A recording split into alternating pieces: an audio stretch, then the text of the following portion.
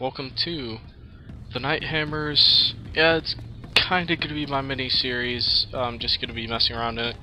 I play Star Wars The Old Republic a lot, so I figure I might as well record some of what I'm doing. But this is gonna kind of be a mini-series that will be Welcome me to the pit, sentient beings. getting to the War Hero. Celebrated Gerada the Hutt commends your choice in entertainment. On each new map, I'm going to record an entire game of the map to give my viewers who aren't familiar with PvP in the Old Republic, just to get them familiar with the rules and the goals of each match. Huttball. 2 teams, frog dogs and rotworms, chosen by random draw. 1 ball, slippery as a greased hut. Grab the ball, throw the ball. Get the ball over the opposing team's line any way you can, and your team gets a point. This is the Night Hammer, my main character. His name is Arcurus. He is a Zabrak, Sith Inquisitor Sorcerer.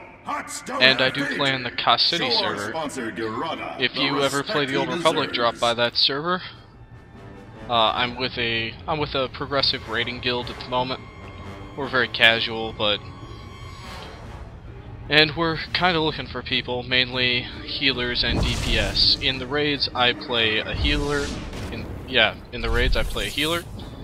In PvP, I have to play DPS because you don't heal in PvP.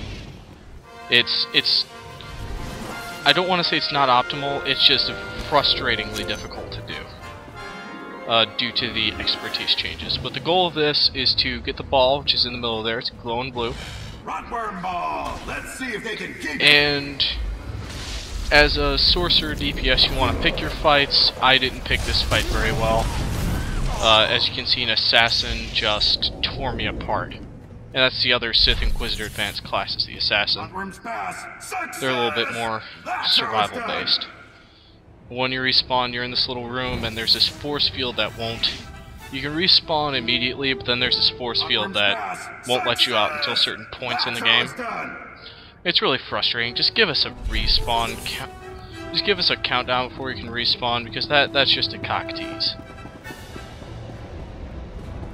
Whereas there's the dangerous fire and the not so dangerous acid. And my team is actually doing pretty good without me for the most part. And I'm normally pretty noobish at the beginning of every match, but the more I play, the more savvy I get. So they just knock back me into the acid, but it doesn't do as much damage as it used to, so I can get out of it. And yes, I'm a clicker. No, I don't really care for any other playstyles, no matter how much better or optimal they can be.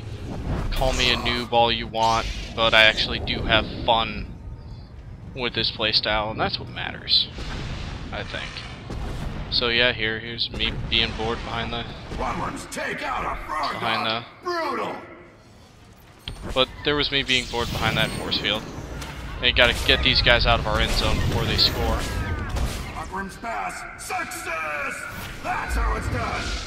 A little thing that just appeared above my head, that would be it telling me that I earned a medal. If I had my chat channel set to the right channel, I could see what that medal was for. I don't really much care. You just need 1 medal, otherwise win or lose, you get no rewards for doing the war zone. And that really sucks, but it keeps people from AFKing the war zones. Frog dog crushed! Spectacular rotworms play! A DPS on a sorcerer. The spec I'm using is mainly based around damage over time, so I just got 2 medals in quick succession there. They're mainly based in damage over time, so a lot of the moves actually do the animations are so minute, you don't really see what it is I'm doing. But it's all based on lightning, and my main combo is Affliction, which is a dot, and then I have another ability that automatically crits on something that I have Affliction currently on. A lot of the game is to escort the ball carrier, like we just did.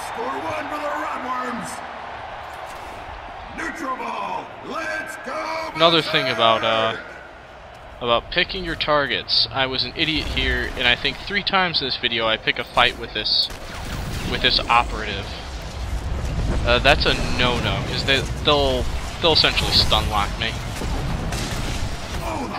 But this time I have some Sith warrior support, so.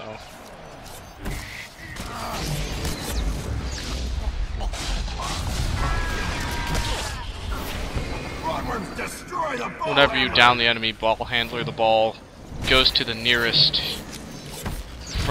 It goes to the nearest friendly. So I'm just not gonna let that assassin get away. He's the guy who killed me in the beginning of the video. There he goes. He goes down. Pass incomplete. Rodworms need a vision checkup. And here I am picking a fight with that operative again. As you can see, stun locked and dead. A lot of people call this game Stun Wars, because there's so many stuns and knockbacks and roots, and you have a resolve bar which, as people use stuns on you, it fills up, but roots, they don't affect the resolve bar, so I can be stunned and then rooted and not be able to do anything. Here it is, I pick a fight with this guy again. Spectacular Rodworms play.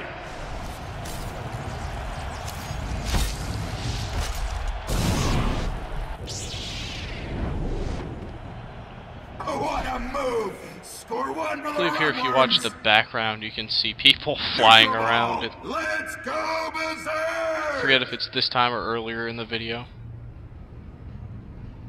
I've actually pre-recorded and I'm just putting this on over the video. It's a little cumbersome to worry about keeping a commentary going while I'm just generally trying to do my thing. See, this acid, it used to be deadly. Now it's so ineffective I just walk across it.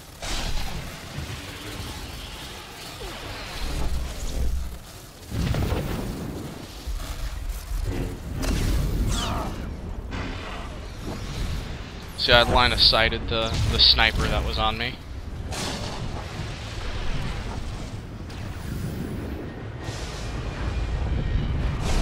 Frog Dog throws to Frog Dog. Nice pass. And I've got my PvP set on. You have to keep 2 sets of gear. 4 sets, really. Fantastic score. PvP for the 2 specs. I could heal or DPS, and then PvE for the 2 specs, heal or DPS. This is my PvP set. I really think they need to fire the people who designed the armor set, the endgame armor sets in this game.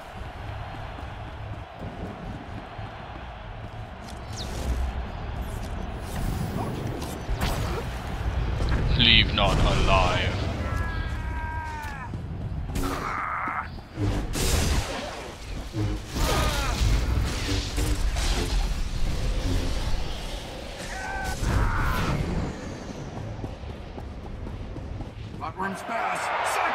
Just scored again.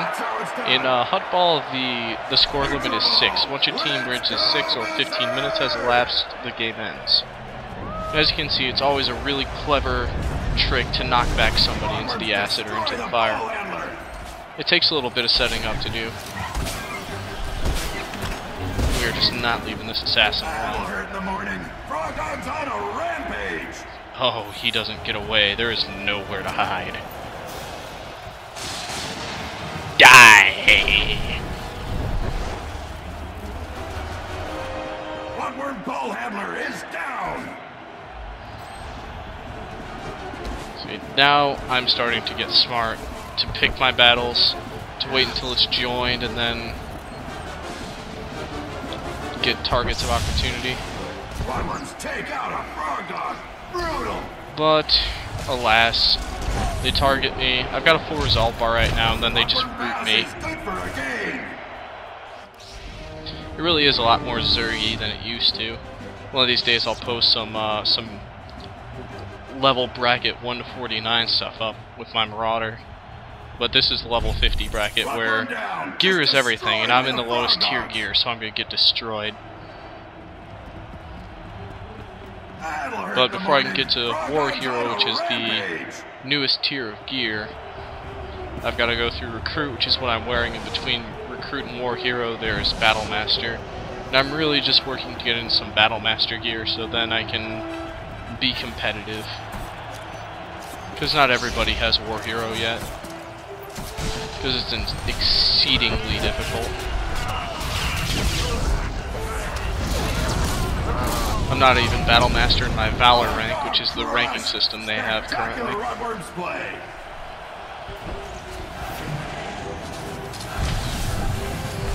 I think I'm Centurion, around Centurion rank right now. And a couple more Valor levels, which you get Valor points at the end, that they're like experience that go into your Valor level. I think I'm Valor level, I think I'm just under Champion. And then after Champion there's Battle Master, and then after Battle Master there's War Hero. And really this is until I get my Valor rank up to War Hero, not really gear. And actually I think this is my best play in the entirety of the Warzone, because I took focus off of that guy, which opened him up for the pass, and then I covered him in. And you can see stats like I can put it up by damage, and I actually have a positive KD spread, which surprises me. Generally, I rank it by what they get, and that's my Valor, how many commendations I get, XP, and credits. You can re-queue, but more often than not, I don't. But that was a match of Huttball. So, this is Nighthammer, signing off.